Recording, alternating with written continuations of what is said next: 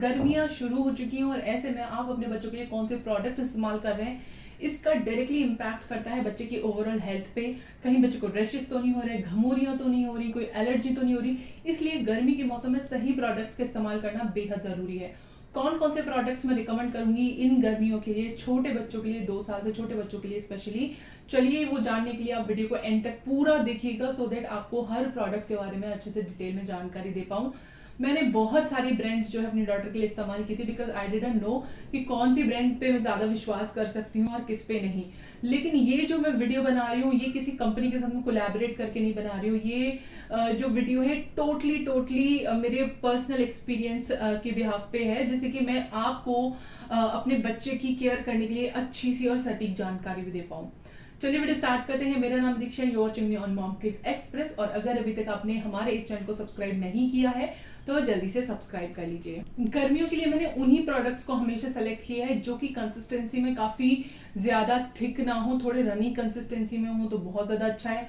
बहुत ज्यादा creamy texture ना हो, थोड़ा जेल वाले टेक्सचर में जो प्रोडक्ट्स होते हैं वो जनरली मैं अपने बच्चे के लिए गर्मियों के सीजन में यूज करती हूँ। उसके अलावा जो तीसरा जो पैरामीटर रहता है वो ये कि उस प्रोडक्ट को यूज करने के बाद में मेरी डॉटर की स्किन पे किसी तरीके का ऑयल बिल्डअप ना हो, या बहुत ज्यादा हैवी उसकी स्किन मुझे दिखाई न देने लगे, जिसकी वजह से कि उसकी स्किन में बहुत ज्यादा ऑयल आ रहा है या किसी भी तरीके का प्रॉब्लम हो रहा है। जो फोर्थ पैरामीटर होता है कि उस प्रोडक्ट में बहुत ज्यादा फ्रेग्रेंस मुझे नहीं आनी चाहिए, क्योंकि मेरा ये पर्सनल मानना है कि अगर किसी प्रोडक्ट में बहुत ज्यादा फ्रेग्रेंस है तो वो आपके बच्चे के लिए बिल्कुल भी अच्छे नहीं है। और हो सके तो आपको ऐसे प्रोडक्ट्स यूज करने चाहिए जो कि जिसमें कि बिल्कुल भी फ्रेग्रेंस ना हो। जो फिफ्थ पैरामीटर मैंने रखा है वो ये कि किसी भी प्रोडक्ट को यूज करने के बाद में अगर मेरी डॉटर को स्टिल घमोरियां हो रही हैं या रैशेज हो रहे हैं या गर्मी की वजह से कोई भी इश्यूज हो रहे हैं, तो मे बी मुझे कोई ना कोई प्रोडक्ट को चेंज करने की जरूरत है, या फिर उस प्रोडक्ट को लगाने का फ्रीक्वेंसी थोड़ा ऊपर नीचे करने की जरूरत है। वो सारी चीजें भी मैं आपको इस वीडियो में बताऊंगी। तो जो सबसे पहली चीज मैं बता रही हूँ कि सबसे पहले उठते ही हम अपने बच्चे की मसाज करना पसंद करते हैं, उसको नहलाने से पहले। तो मसाज के लिए आपने एक पर्टिकुलर ऑयल यूज करने हैं, मैंने दूसरा वीडियो बनाया है इसके ऊपर सेपरेट। तो यूजुअली मैं आपको इन शॉर्ट बताऊं तो आप कोई भी ब्रांड का ऑयल मत यूज करिए। ज्यादातर ऑयल जो है बहुत सारी चीजें उसमें मिक्स रहती हैं और कई चीजें ऐसी होती है कि वो मिक्स करके उनका असर खराब हो जाता है।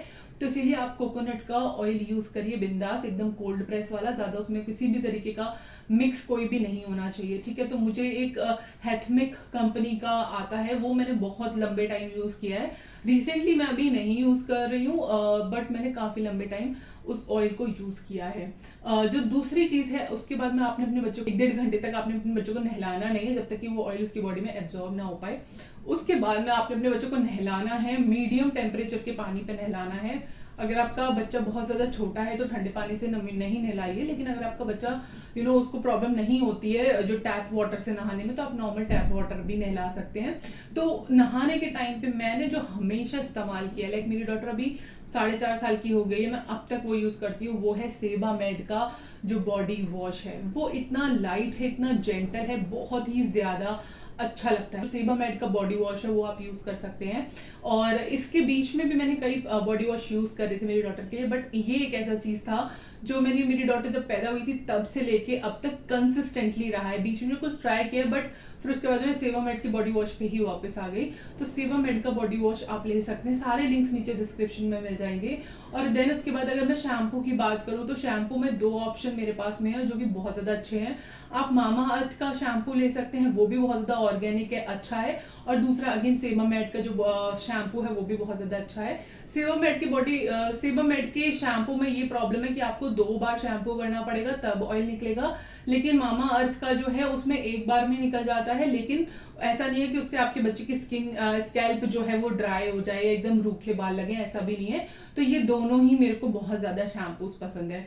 फेस वॉश की बात करूं तो फेस वॉश मैंने हमेशा एक्सक्लूसिवली मामा अर्थ का जो फोमिंग वाला फेस वॉश आता है मेरी डॉटर के, वही यूज किया है। और वो गर्मियों में बहुत अच्छा काम करता है क्योंकि वो वाटर कंसिस्टेंसी में होता है और फोम वाला होता है, तो वो समर वेदर के लिए बहुत ज्यादा अच्छा रहता है।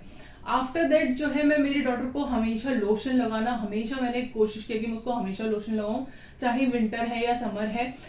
लोशन लगाने से जो बॉडी का ऑयल है वो मेंटेन रहता है, जो हाइड्रेशन है वो लॉक हो जाता है। उसके लिए मैंने हमेशा इस्तेमाल किया है सेवामेड का बॉडी लोशन, उसके अलावा मैंने कुछ नहीं यूज करना, बिकॉज मैंने और बाकी की जो ट्राई किए उनमें या तो किसी में बहुत ज्यादा फ्रेग्रेंस थी या फिर कोई बहुत ज्यादा क्रीमी टेक्सचर के थे। और लोशन एक ऐसा चीज है, बाकी की चीजें तो नहाने से पहले वॉश ऑफ हो गए, लेकिन जो लोशन है वो थ्रू आउट द डे रहता है, तो इसीलिए बहुत ज्यादा थिक नहीं होना चाहिए, क्रीमी नहीं होना चाहिए, ऑयल बेस्ड नहीं होना चाहिए।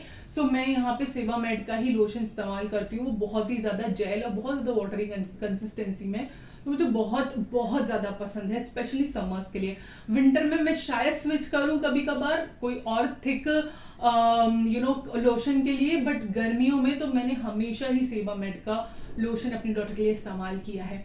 उसके बाद में बात आती है फेस की। फेस पे मैंने हमेशा सनस्क्रीन यूज करती हूँ गर्मियों के समय में, बिकॉज घर में भी रह रही है तो भी मैं मेरी डॉटर को नॉर्मल फेस क्रीम नहीं लगाती, बिकॉज धूप घर में भी आ जाती है और हीट की वजह से भी कई बार टैनिंग हो जाती है, तो इसके लिए मैंने हमेशा सनस्क्रीन यूज किया। जो सनस्क्रीन है वो मैंने हमेशा सेवामेड का इस्तेमाल किया है। तो जो अगला प्रोडक्ट रहता है वो रहता है डायपर रैश क्रीम।